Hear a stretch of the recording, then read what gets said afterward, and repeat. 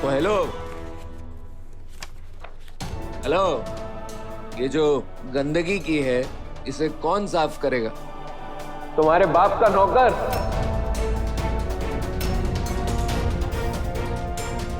अरे अकड़ तो देखो इसकी, सॉरी तक बोलने की तमीज नहीं है।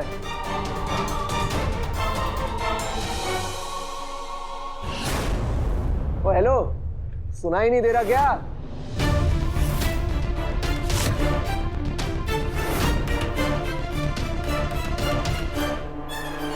ये आदमी जेल से बाहर कैसे आया?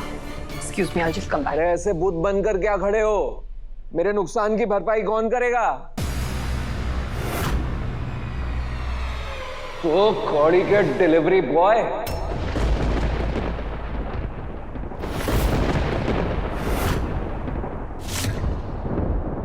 मेरे लाखों के जूते बर्बाद हुए हैं, कौन साफ करेगा इन्हें?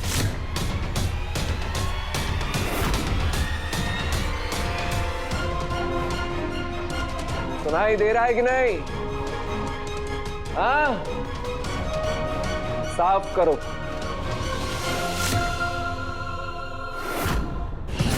सॉरी माँ साहब, सॉरी पापा साहब।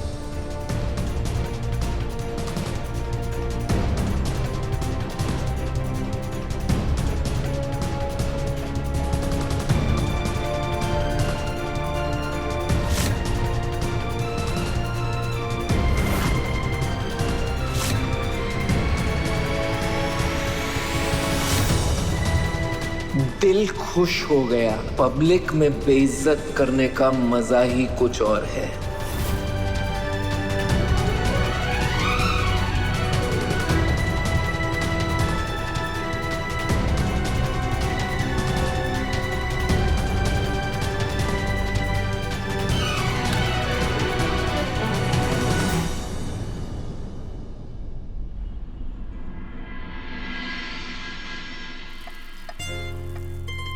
आज तो देव सर के मनपसंद का खाना बना है। जब देव सर ऑफिस से घर आएंगे ना, तो अपने मनपसंद का खाना देखकर खुश हो जाएंगे। खुशबू भी अच्छी आ रही है। हाँ, वसु लगता है आज कुछ खास बना रही हो, मुझे भी चखाओ ना। हाँ जी, आप बैठिए, मैं लेकर आती हूँ।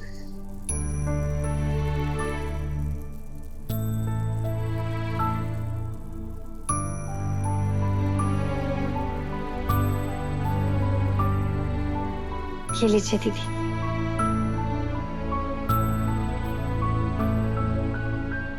सच वसु, तुम्हारे हाथ में तो माँ अन्नपूर्णा का वास है। चौहान हाउस में भी सब यही कहते थे। खैर, अब तो ये बस यादें रह गई हैं। तुम और भाई साहब इतने अच्छे हो, पता नहीं तुम्हारी सास कितनी पत्थर दिल होगी जो 1 मिनट में तुम लोगों को घर से बाहर निकाल दिया। अरे मनीषा जी ऐसी कोई बात ना है, सारी गलती तो हमारी थी। हमने इतने दिनों तक इतना बड़ा सच उनसे छुपाया।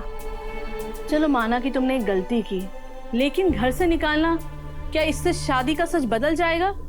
कितनी तकलीफ हो रही है तुम लोगों को ये घर गृहस्थी चलाने में। आइडिया, वसु तुम इतना अच्छा खाना बनाती हो, क्यों ना तुम टिफिन सर्विस शुरू कर लो। बहुत से लोग अपने गांव घर छोड़ के इस शहर में नौकरी के सिलसिले में आते हैं और वो घर के खाने भी तरसते हैं। पर जीजी, मारे से कोई टिफिन क्यों खरीदेगा? यहाँ तो कोई मारे को जानता भी ना है। तुम्हारे लिए ग्राहक ढूंढने का काम मैं करूंगी। सच्ची? अगर ऐसा हो गया ना जीजी, तो हमारे घर में पैसों की थोड़ी मदद हो जाएगी। मैं एक बार देव सर से भी पूछ लूंगी। तुम लोगों ने शादी की है ना, तो ये सर क्या लगाए रखती हो?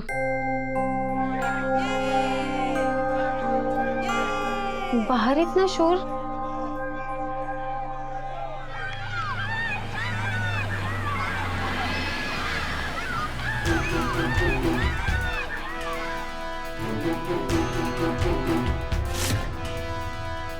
ये तो चौहान हाउस की गाड़ी है।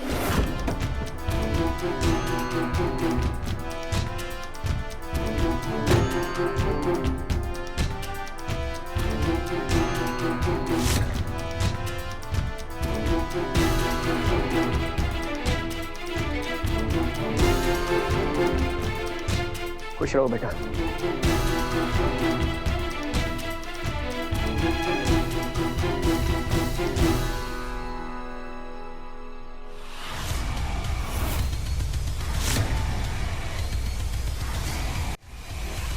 खम्मा गणी देवी हुकुम, आइए ना। हम यहाँ मेहमान बनकर नहीं आए हैं, कुछ हिसाब चुकता करना है। ये छोटा घर, छोटी नौकरी, टुकड़ों पर जीना, तुम्हें तो आदत है इन सब चीजों की। अब देव की किस्मत में भी तुमने यही सब लिख दिया। बहुत खुश हो ना? ये कैसी जगह लेकर आई हो तुम हमारे बेटे को वसुधा? किस हाल में रहने लगा है वो? ऐसे तो हमारे घर के नौकर भी नहीं रहते हैं। चंद्रिका, प्लीज शांत हो जाओ प्लीज। 2 कौड़ी के डिलीवरी बॉय। तुमने हमारे देश की जिंदगी बर्बाद कर दी वसुधा। चौहान एम्पायर का सीईओ, बिजनेस वर्ल्ड का उभरता सितारा, हमारे बिजनेस का उगता सूरज, तुमने उसे मिट्टी में मिला दिया। हजारों एम्प्लॉइज का मालिक आज दर दर भटक रहा है। एक डिलीवरी बॉय बना हुआ है, दर दर जाकर पार्सल दे रहा है, लोगों के ताने सुन रहा है, बेइज्जती सह रहा है, और इस सब की वजह तुम हो वसुधा, सिर्फ तुम। हमारे बेटे को आसमान से जमीन में पटक दिया तुमने। पत्नियां पति के लिए वैभव लक्ष्मी बनकर आती है, पर तुम हमारे बेटे की जिंदगी में बदनसीबी बनकर आई हो वसुधा।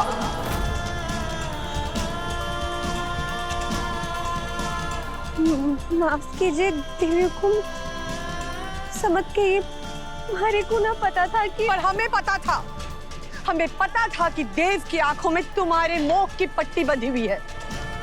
उसे सच दिख ही नहीं रहा था। तुम्हारे और उसके बीच का फर्क उसे समझ में ही नहीं आ रहा था।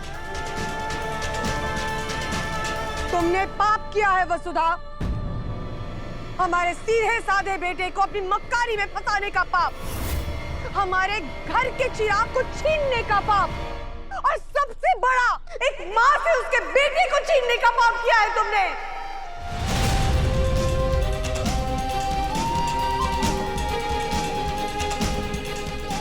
देव सर ने तो किसी बड़े ऑफिस में अच्छी नौकरी मिली है, फिर देवी हुकुम ये सब क्या कह रही है? मतलब देव सर ने हमारे को सच ना बताया? हमारे को पता है देवी हुकुम कि एक माँ के दिल का दुख हर दुख से बड़ा है। तुमने देव से उसकी खुशियां और पहचान दोनों छीन ली है वसुधा। प्लीज चंद्रिका, प्लीज शांत हो जाओ प्लीज। अभी कैसे शांत हो जाए? बहुत कुछ बोलना बाकी है, और अभी तो इसे इसके किए की सजा मिलनी बाकी है। इसकी वजह से आज हमारा बेटा हमसे दूर हो गया है। ये एक माँ की गुनहगार है, आप इसकी तरफदारी मत कीजिए साहब। आपका एक एक शब्द हमारे सर माथे पर देवी हुकुम। मैं हूँ आपकी गुनहगार। आपसे झूठ बोलने का बहुत बड़ा पाप किया है मैंने। आप जो भी सजा देवेंगी हमारे को मंजूर है।